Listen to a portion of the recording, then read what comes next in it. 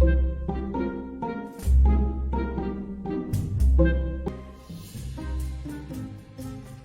morning po, sir. Oh, taga saan ka? Taga Bulacan po.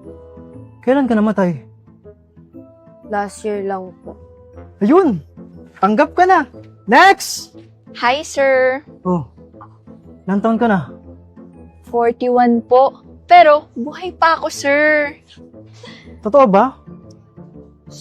Si sir naman parang hindi naniniwala. Pasensya, makakalis ka muna.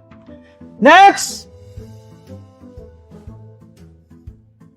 Oh, ba't ganyan parang lantang-lanta ka naman? Ilang taon ka na? 35 po, sir. Kailan ka namatay? Last month lang po. Yun! Gusto ko yan! Pasok na pasok ka! Sir, Okay, matanong lang po. ano yun? Bakit po puro kaluluwa at patay lang kinukuha nyo? Kaya mga kaluluwa yung kinukuha ko. Kasi nga, bakit ka rito? Ghost projects yung gagawin natin. Flood control projects.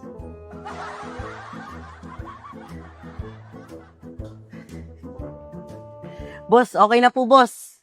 O, ayusin niyo yung trabaho niyo dyan, ha? Yung mga pinaglagyan ng bakal, tanggalin niyo. Para naman may kita si Eddie at Patty. Sige, boss. Ito yung gagawin. Tatanggalin ng bakal, ibebenta sa junk shop, para naman daw kay Eddie. At papalitan ng kawayan. At yung mga mabebenta, para naman daw kay Patty. Boss, matanong ko lang, sino si Eddie saka si Patty? Eddie ako, pati ikaw.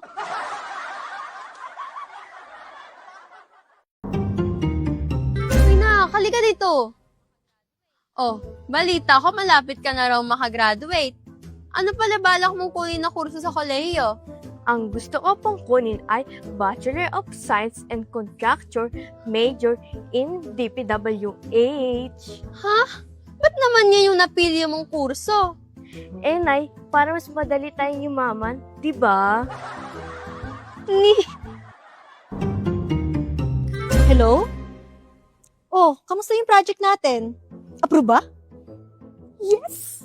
Okay, ganito. Gawin mo yung 30%, send mo sa bank account ko.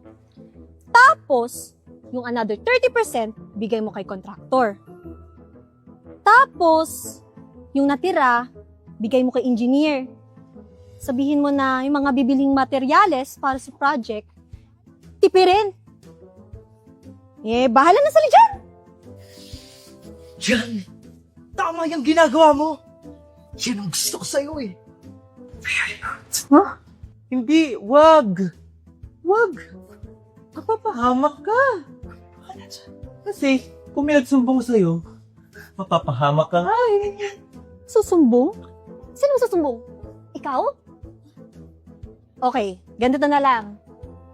Bibigyan na lang kita ng 100 million. Huwag ka lang susumbong, ha? Okay? Ikaw din, demonyo!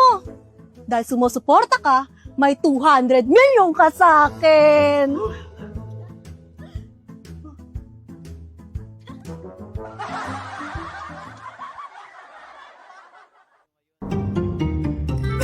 Nandito po tayo ngayon sa isang barangay kung saan tatanungin po natin ang ating mga kababayan kung ano nga po ba ang magandang trabaho ng isang college graduate.